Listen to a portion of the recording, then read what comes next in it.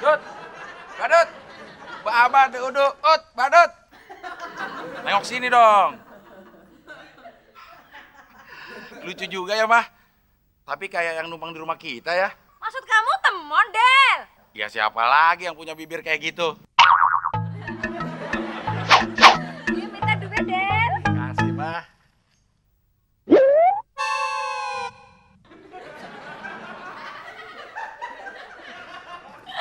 Enak juga jadi badut ya, Mah. Goyang, dapat duit. Emangnya kamu mau jadi badut, Del? Ya enggak lah, Mah. Tampang kayak Abdel, mana pas jadi badut. Kalau temon tuh, pas. Gak usah di make up. Tapi kan temon sekarang kerja kantoran, Del. Ya, Mama. Sebentar lagi juga temon dipecat. Mending kalau dipecat.